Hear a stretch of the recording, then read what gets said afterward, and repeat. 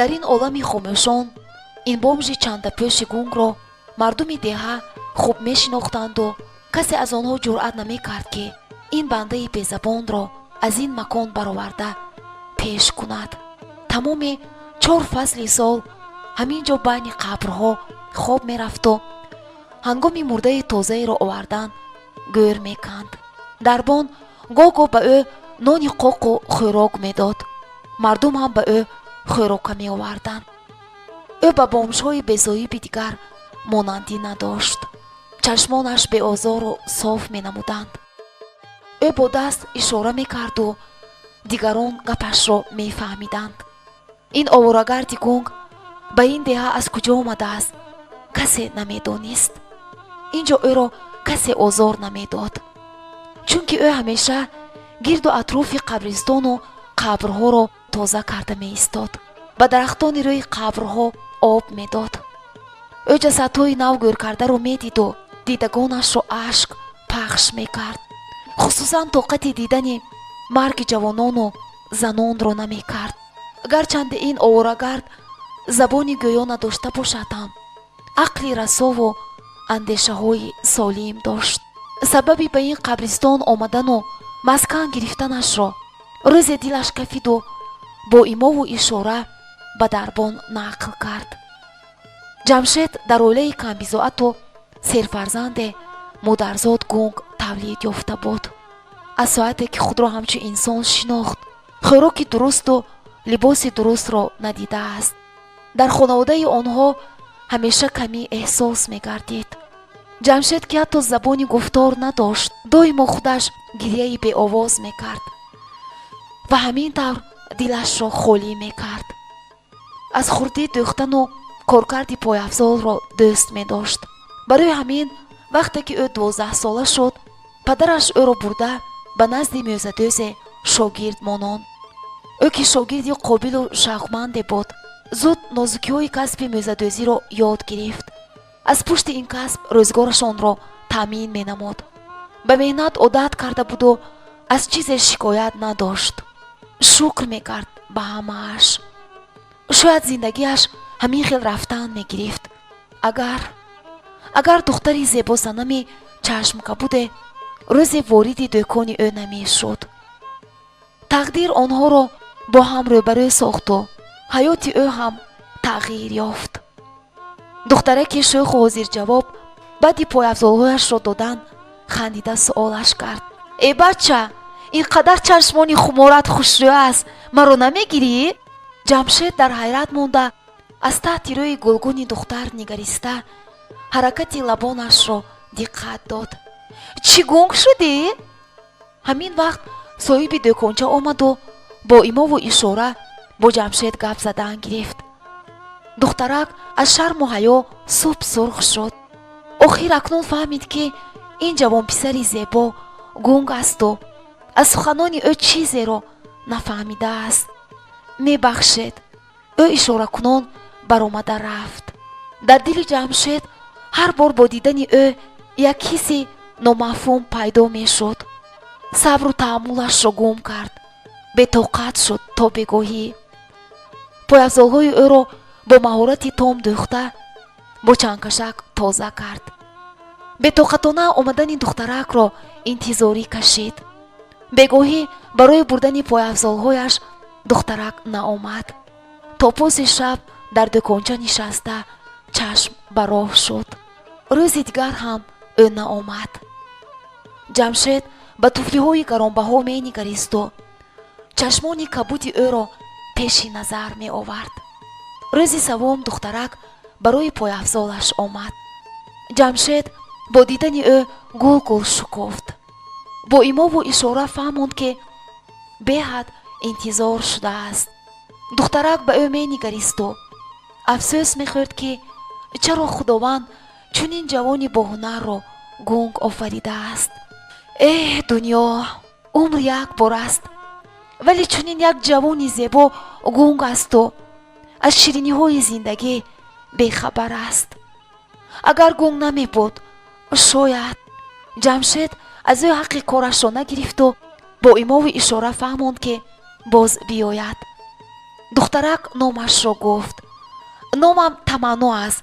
номи ту чӣ аст? ӯ рафта шодандомаи таваллудашро овард. ҳа, ҷамшедҷон гӯй. Таманно пас аз 3 рӯз бо дугонааш омад.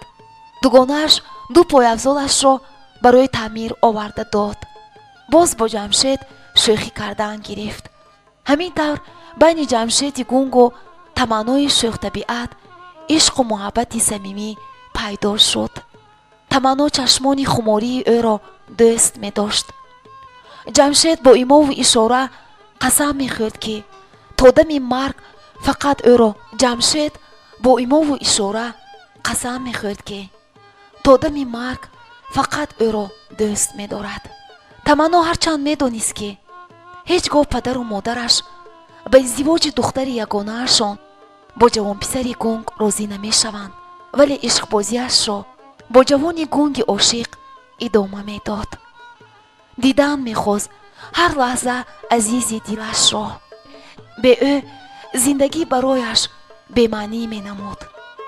рӯзе Таманно бо чашмони сурху варамида омада ишора карда гуфт ки дигар онҳо вохӯрда наметавонанд, чунки падар ӯро ба дигаре ба шавҳар дода истодааст. ҷамшед баъди шунидани ин шумхабар қариб ки аз ҳуш равад. ба дӯкон наомад. дар хона бистарӣ шуд. аз иштиҳо монд. фақат ба як нуқта нигоҳ мекард. дар ин дунёи фиреб зистан барояш дардовар буд. Таманноро ба шавҳар доданд. ӯ ба тақдираш тан дода ишқи ҷавони гунгро аз дил ба дар карданӣ шуд. шавҳари зебову сарватманд ба зудӣ дилашро ёфту дигар ёди ҷамшедро аз дилу дида ба дар кард. ҷамшед баъди 5 моҳ боз ба кор омад, вале дидагонаш ҳамеша ба дар буданд. хаёл мекард ки Таманно боз ӯро диданӣ меояд. бе ишқи Таманно зиндагӣ маъниашро барояш гум карда буд. вақте фаҳмид ки Таманно барои меҳмонӣ ба хонаи модараш омадааст, зуд роҳи хонаи онҳоро пеш гирифт. пушти ҳавлии онҳо нигоҳ карда истод, вале Таманноро надид. бегоҳӣ бо дили шикаставу афкор ба хона баргашт. 3 сол аз байн бо интизориву орзу карданҳо гузашт. аммо бори Таманно аз дари дӯкони ӯ надаромад.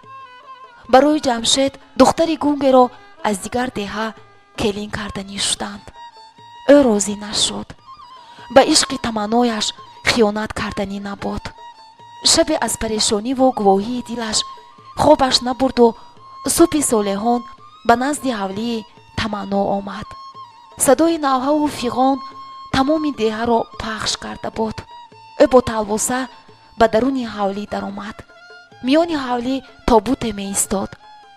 ҷамшед ба модари Таманно нигарист ки дудаста сарашро дошта ба девор мезад. ҷамшед бо чашмони пурашк давиду қатори дигар мардҳо тобути Таманнои ҷавонмаргшударо бардошт. то ба қабристон расидан ӯ нола мекард беовоз. мехост рӯи беҷирму сабсафеди Таманноро бубинад. вале ҳаросед аз шавҳари Таманно ки ин дам сиҳпӯшон нола мекард. Таманно ҳангоми тавлиди тифлаш фишори хунаш баланд шуда фавтида буд. тифл ҳам баъди ним соат ин дунёро падруд гуфт. ҷамшед баъди марги Таманно зуд ба сари қабраш меомаду соатҳо худ ба худ рози дил мегуфт. ҳамин хел оҳиста оҳиста аз деҳаашон фирор кард ва ба ин қабристон омаду ҳамин ҷо маскан гирифт. дарбон баъди шунидани зиндагиномаи ҷамшед гиребон гирифту зери лаб гуфт: ин хел ҳам мешудааст.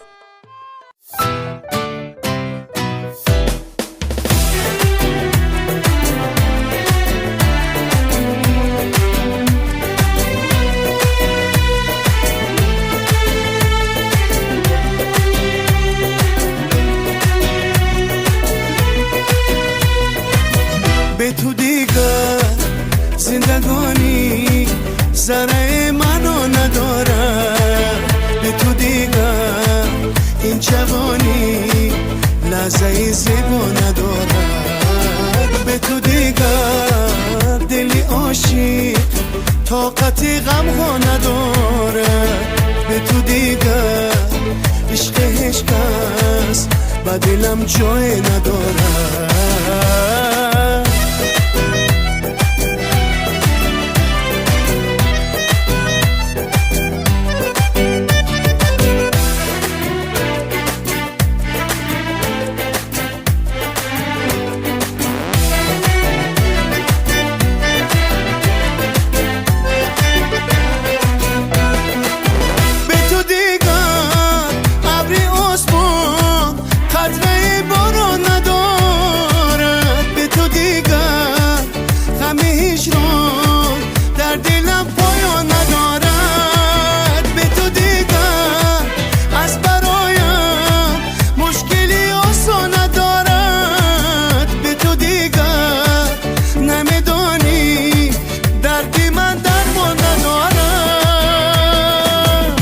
تو دیگر زندگانی ذره منو ندارد، به تو دیگر این جوانی لحظه زیبا ندارد، به تو دیگر دل عاشق طاقتی غم ها ندارد، به تو دیگر عشق هیچ کس با دلم جای ندارد.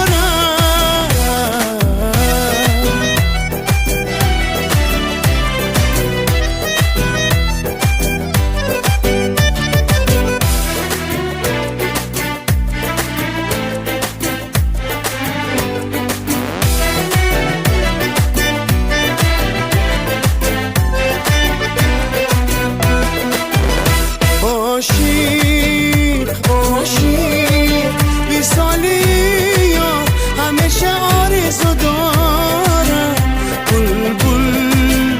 بلبل مثالی گل طاقت شب ندارم، این دل در فراق به کس و تنها بنالم،